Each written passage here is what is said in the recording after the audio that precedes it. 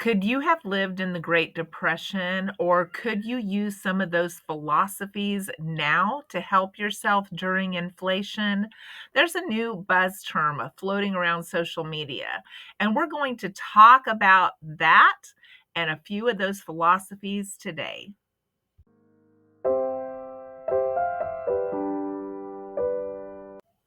Financial setbacks come in all forms. They come from people losing their jobs, from something unexpected happening in our personal lives, or it happens as a nation as things start to crumble, inflation starts to happen, and people start struggling. That happened in the Great Depression, and in many ways, we hear about that happening now. Inflation is at an all time high. We have a lot of unemployment, a lot of people that are struggling just to pay rent, pay their car payments, and buy food for their families. And during the Great Depression, more women were working, and it continued up until World War II when that number actually doubled in women working. Unemployment was at an all time high back then. Banks were failing, and people were struggling to put food on the table.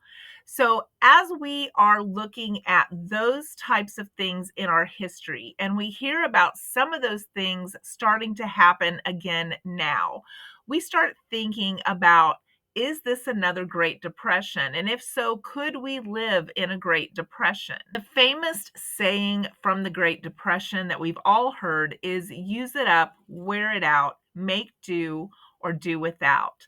And that is something that was said time and time again that inspired people to use what they had, get creative with what they had, upcycle, repurpose, fix the things that they own rather than trying to buy new and buy less stuff. So we hear a lot about that from the Great Depression. But right now, there is a new buzz term on social media called underconsumption or underconsumption core. And it has all of those great depression ideas wrapped up in it to try to encourage people to be less consumeristic, to use up what we have, to have fewer belongings, to have fewer amounts of like makeup or blankets, and then to use those until they are completely used up before we purchase more. Using what we have until it's gone, only buying what we need, repurposing, fixing items, keeping things longer than we ever have before, and not buying new or excess items is a very familiar type of advice that we heard even during the Great Depression. So when they say that history repeats itself, it's kind of doing that now because people are suggesting that we use those same philosophies that we used in the Depression era now to make our dollar stretch. And on this channel, we have talked time and again about those philosophies and how many of us who are on this community still live and believe by those philosophies. And that is what has gotten us through this most recent time of inflation. That is what has got me to early retirement. That is what has got a lot of us savings that we can count on or rely on in case of an emergency. And recently, I did have a financial setback. As I've shared with you before, I got a lot of my medical taken care of before I early retired, including $3,500 worth of dental work. During the time of raising my kids, I had a lot of teeth pulled rather than getting them fixed because it was the cheaper thing to do, and I needed the money to raise my family. Well, as I got older, I started having problems with the teeth that I still had. They would crack just from eating a French fry, and I would go to my dentist, and he would suggest having it pulled rather than getting it fixed. And I think it's probably because I had 6 kids. I know that can be hard on the calcium in your body to be pregnant multiple times. It's the only thing I can attribute the quality of my teeth or lack of quality of my teeth to. But as I had a lot of these teeth pulled over my lifetime, then I got to the point where I didn't have many teeth to chew with in the back. And so I started having problems chewing meat, chewing salad. It started to be where I had to eat a lot of things that were soft or that I could suck through a straw. It was that bad. And so I spent $3,500 getting bridges. I found a dentist that would actually put bridges in my mouth and work with me to try to get me something that I could chew with again. And so I went to him and he got me some bridges. Well, it's been about 3 years now. And the other night, one of them fell out while I was eating supper. Well, I thought, oh no, this is terrible. I was worried about the quality of my teeth under the bridge. I went to the dentist and he said, your teeth are still fine, but there's like 1.5 millimeters gap. And I'm worried that something will get under there. It will ruin the teeth that are there, and then we won't be able to have a bridge at all. And so they suggested I get a new bridge. He thought my teeth had shifted, that the bridges were connected to. So I got a quote for that, and it was very discouraging because we do have dental insurance right now, but that dental insurance, even though it's a new policy, it will not pay for a replacement bridge on a bridge that I already had prior to the policy. They will only pay for like certain things that happened during their policy. And since this had happened prior, they would not pay for it. And this is one of the reasons I get so discouraged with insurance. You go to the doctor or to the dentist thinking that you have insurance and that something is covered.